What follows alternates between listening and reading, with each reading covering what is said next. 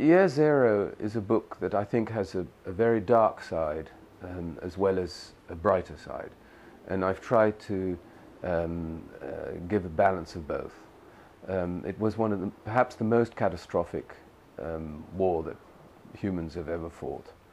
Certainly the scale was unprecedented. And the dark side is one that you see after many wars, including the Iraq War. We see it in our own time, which is that wars create chaos and mayhem, and societies don't just revert to normality after a war.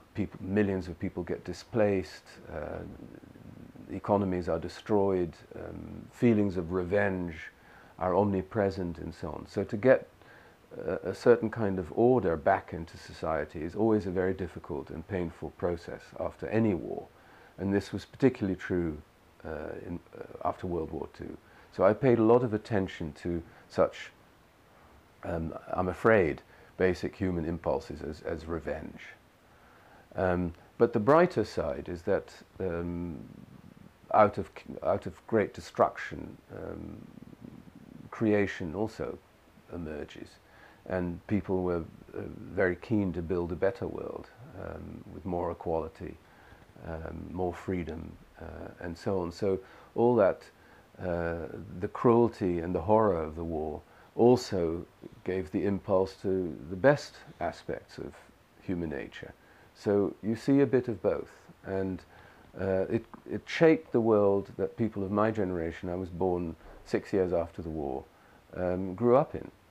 And we've been amazingly lucky if we lived in Western Europe, at least, in that we lived much of our lives in times of extraordinary peace and prosperity. That may be coming to an end, and so the book ends on a rather minor note, I think. Minor in the sense of that we shouldn't be complacent about the fact that we've lived such lucky lives.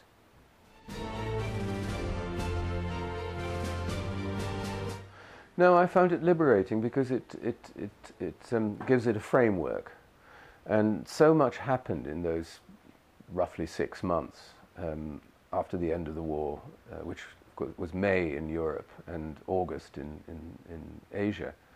But so much happened that shaped the future that you can very easily tell the story by talking about that 1 year. Now, obviously, many things happened subsequently.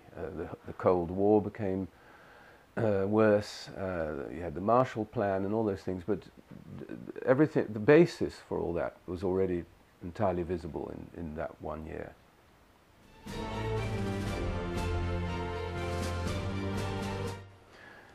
It was about an aspect of the story that I found extraordinarily baffling. My father was a student in Holland when it was occupied by the Nazis, and he became a law student in 1941. And many students, especially law students, would become members of student fraternities, which meant initiation ceremonies of a fairly brutal kind. And student fraternities were banned by the Nazis because they were afraid that there would be a lot of resistance. And so it still went on, but it had to go on underground. And so my father was initiated to the fraternity in 1941. And like all students, he had to sign a loyalty oath to the Nazi occupation. And if you didn't, you would be sent to Germany to work in factories. And he, like most students, he refused to sign. He went underground into hiding. And somebody screwed up in the student resistance and called him back to his hometown. And there he was more or less forced to sign on to be a worker in Germany. And so he was in a kind of labor camp in Germany and worked in a factory in Berlin. But the worst of it was really living through the bombing of Berlin in 1945 and end of 44. And with the Americans and the British and the Russians attacking. And he lived through the whole Battle of Berlin, and he was almost shot by a Russian soldier, and then he collapsed from hunger and exhaustion. He was nursed back to life by a prostitute, and he was in a displaced person camp, and finally he came back to Holland. And then he went back to his university and back to the fraternity, And because the initiation ceremony had taken place secretly in 1941, the whole thing was done all over again. And not only my father, but boys who'd been in concentration camps and so on, were suddenly made to hop around like frogs and polish the shoes of their seniors and be spat at and shouted at and so on. And I was totally baffled by this story. I thought, how could they have put up with such nonsense after everything they'd experienced? And the answer, I think, was that they were so desperate to get back to a kind of normality, to the way things had been before, that this to them represented the old world. And much of the book is, of course, about how it's impossible after a catastrophic war to go back to the old world. I mean, it's never going to be the old world. And so part of the story is, you know, how people shape the new world.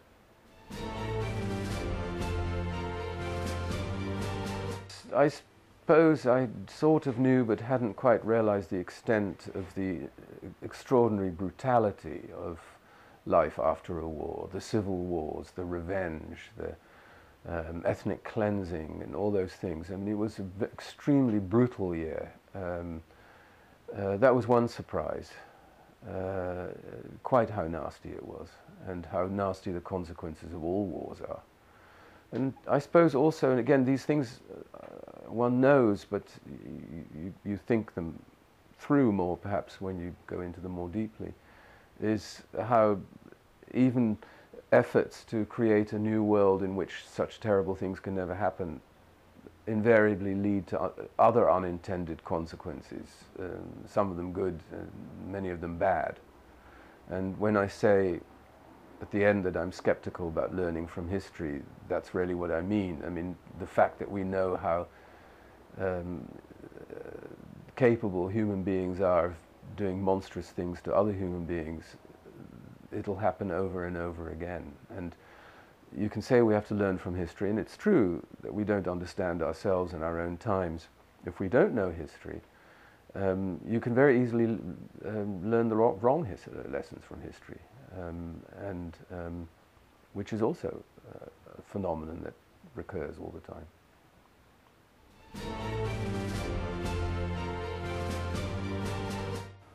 Well, one important legacy of World War II in Asia or the Far East is that the easy victories in 1941 of Japan over Western colonial powers, such as Britain, France, the Netherlands chiefly, and the United States and the Philippines, showed that the